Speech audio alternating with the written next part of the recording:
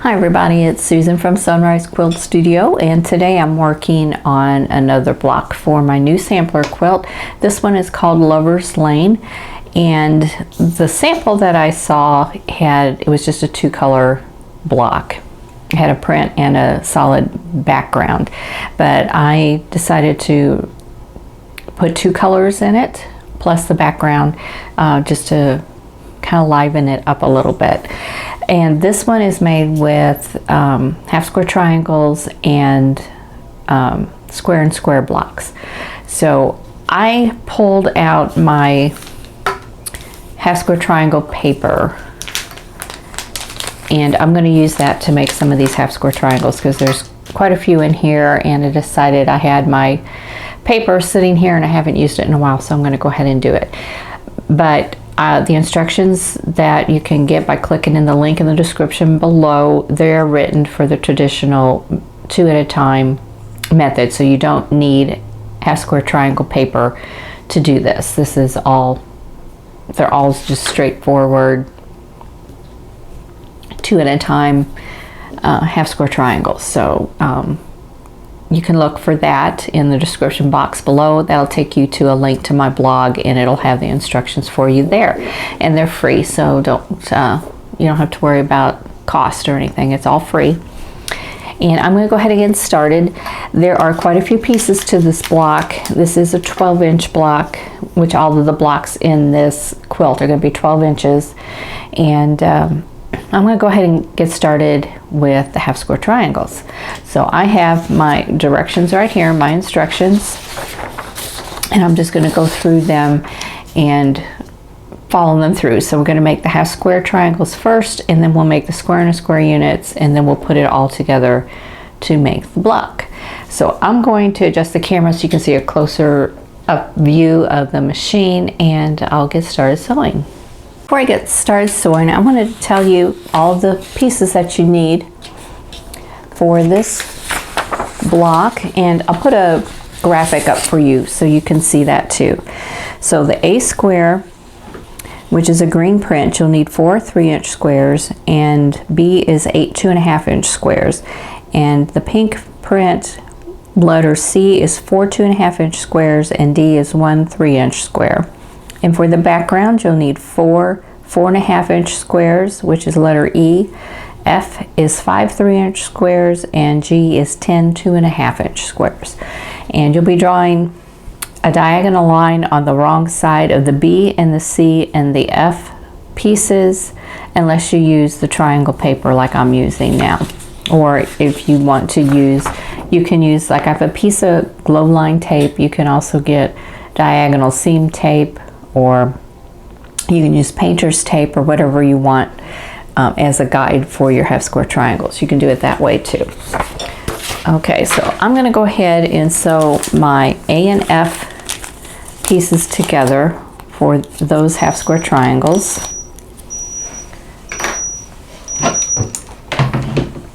And for the paper I am using Triangles on a Roll that you can buy at Fat Quarter Shop. And on this one, I'm supposed to stitch on the dotted lines, and I'm going to make an adjustment to my stitch length. I'm going to make it a little bit shorter,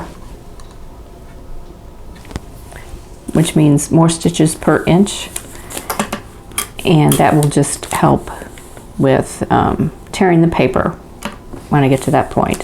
So I'm just going to follow all my dotted lines here.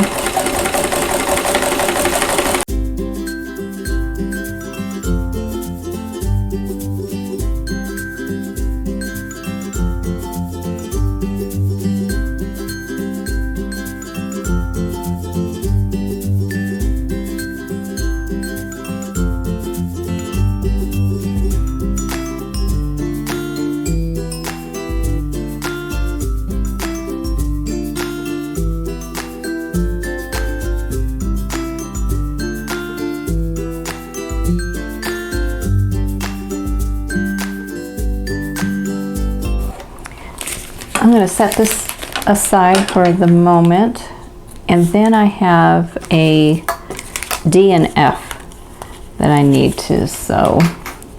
I only need 2 half square triangles out of these, so it's 1 square of paper.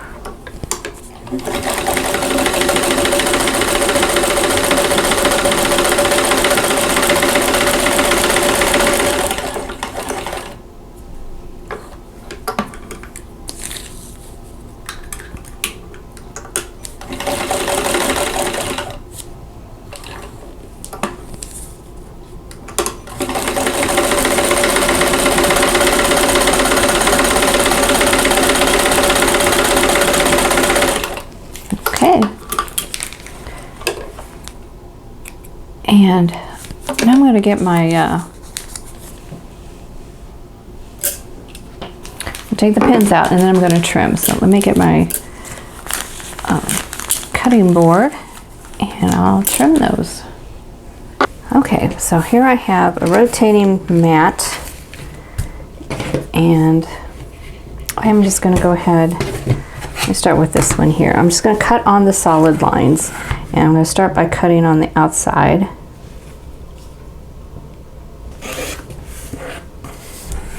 And on this, just this one piece, I can just rotate the piece that I'm cutting.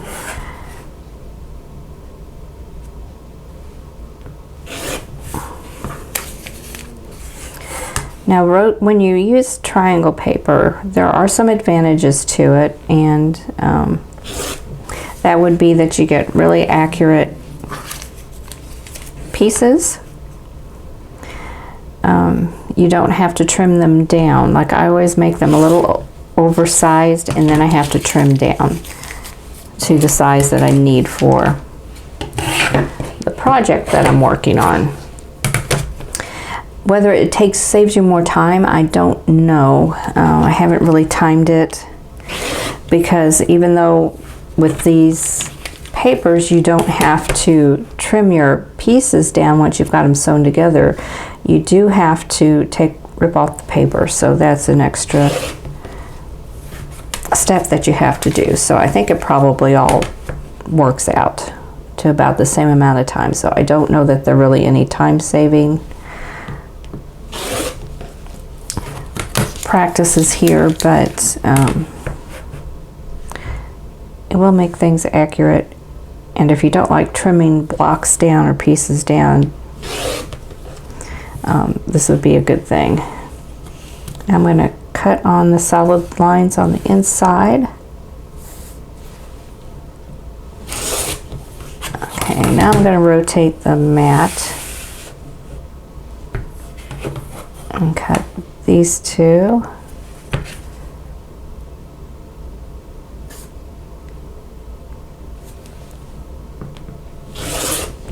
And then I can cut on the diagonal, and I don't have to worry about being exactly on the line with these, because the seam's already been sewn, and this is just cutting in the seam allowance. So if things shift, it's okay.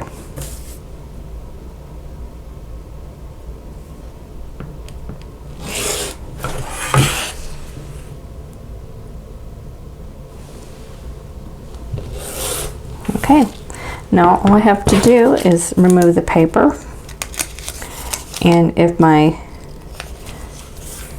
stitch length was short enough, it'll tear off just real easy, just like that. And all that will go in the trash. And you don't necessarily have to fold that back on the seam if you don't want to. I can't tell you how many stitches per inch I've got, because I can't read the numbers on my machine, because it is an old machine. That's a 1937, and the numbers are all worn off, but they're tiny. You can see that. That's at least probably 15 stitches per inch would be my guess. Now I'm going to press these towards the darker fabric, and we'll move on to the next step. So now I have all of my half square triangles done. I have my green ones and my red here, and what I'm going to do is to make a 4 patch out of these. So I need some Okay, I want to make this 4-patch unit here. So I have a G-square with one of the green half square triangles on both of these, and the triangles are going to face each other. So I'm going to put those right sides together and sew them.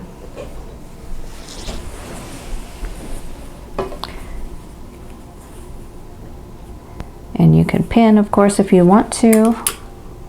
You can use leaders and enders, which I kind of, yeah, there's my leader and ender over there. Okay, I'm going to adjust my stitch length. I don't need it at 15 per inch anymore, so I'm going to make that a little longer.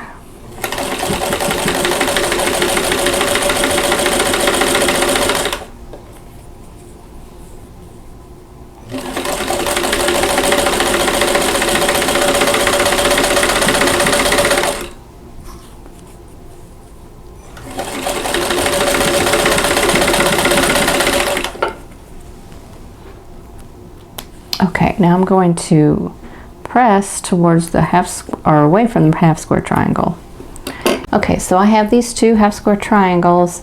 You can see the position is exactly the same, so you can chain piece all of these together. And then when we put them together into 4-patch units, they're going to go like this. So I'm going to go ahead and sew this one for you. I'm just going to nest my seams together. And I'm going to go ahead and put a pin in, and then just sew this one.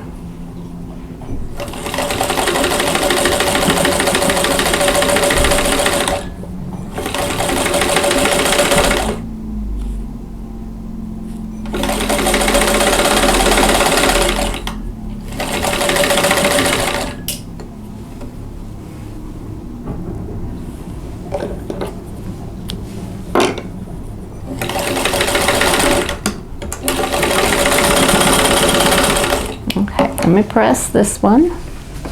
Okay, and then we have our 4-patch unit. So I'm going to make 3 more of these. So next thing I need to do is to make the square and a square unit. So I need my E squares, and I need my C and my B squares.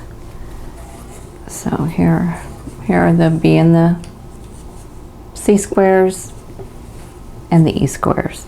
So for these, I need to draw a diagonal line on the wrong side, or use my tape here on the machine.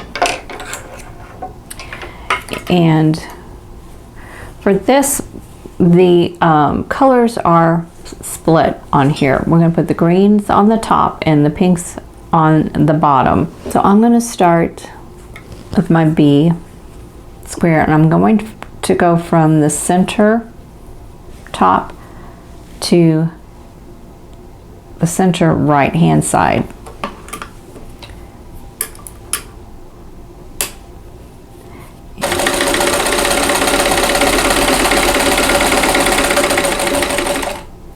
And I'm going to do this on all four pieces. I'm just going to chain piece these together to save myself some time.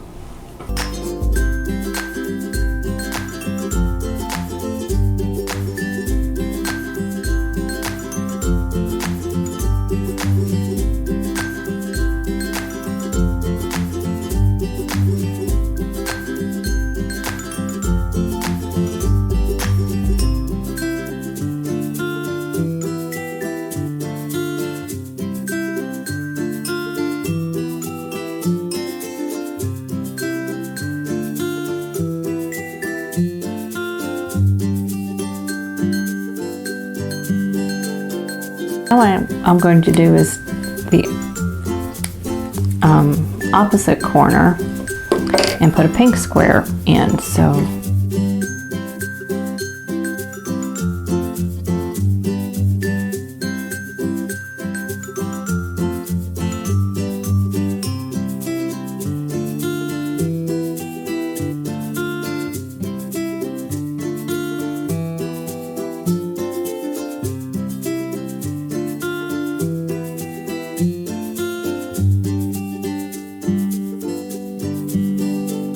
now I'm going to clip these apart, and I'm going to trim. Okay, Now I'm going to trim the outside. I'm going to leave a 1/4 of an inch. I'm going to leave a 1/4 inch seam allowance. And I'm going to do this on all 4. And I will sew the squares onto the 2 opposite corners that are remaining.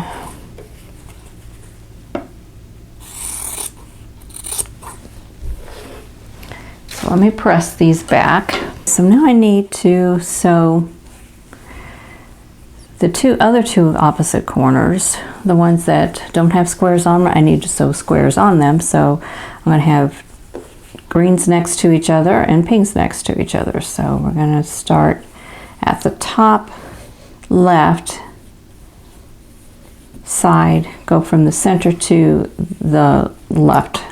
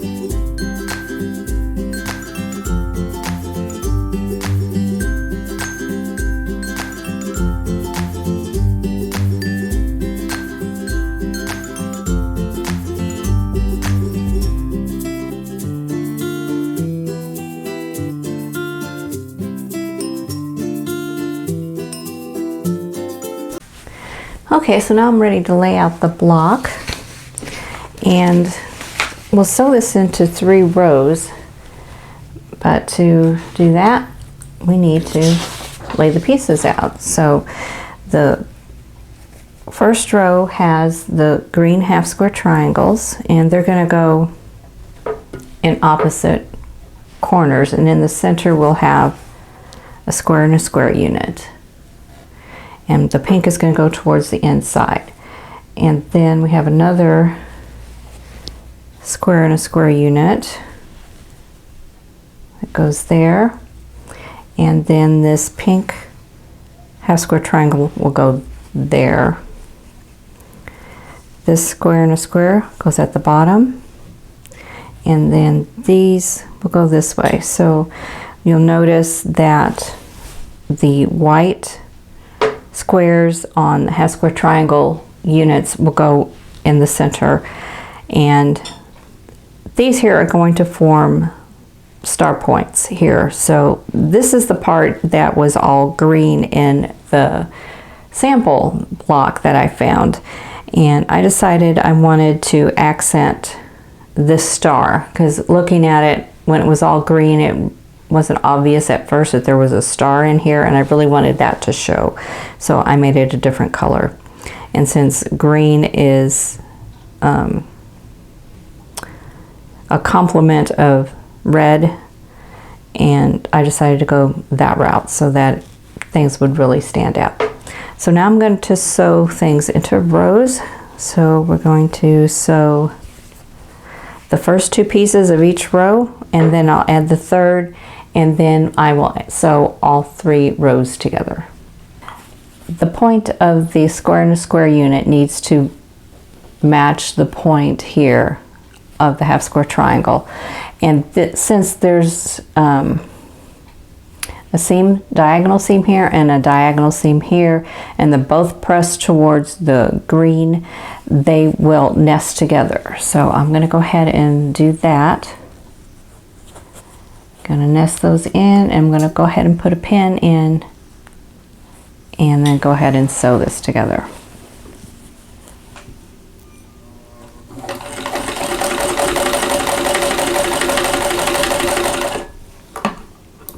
And if you have the ability to do a scant 1/4 inch, that will help.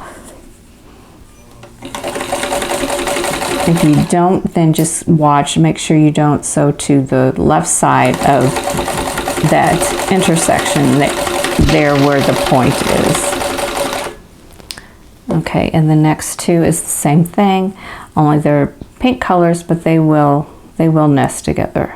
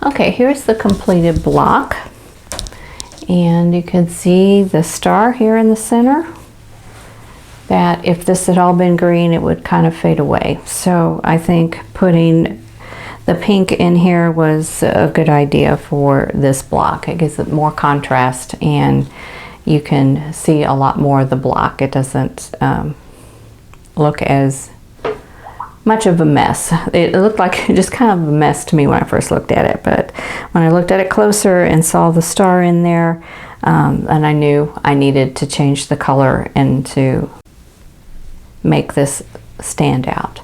Okay, so that is it for the Lover's Lane block. I think it turned out really well. I'm really happy with it. It has a lot of pieces, but it really goes together pretty easily. They're not difficult. You just sew those half square triangles and make them into 4 patches, and then you have your square to square unit. So I think it went together pretty quickly, and it makes a nice 12-inch block. So I hope you'll give this one a try.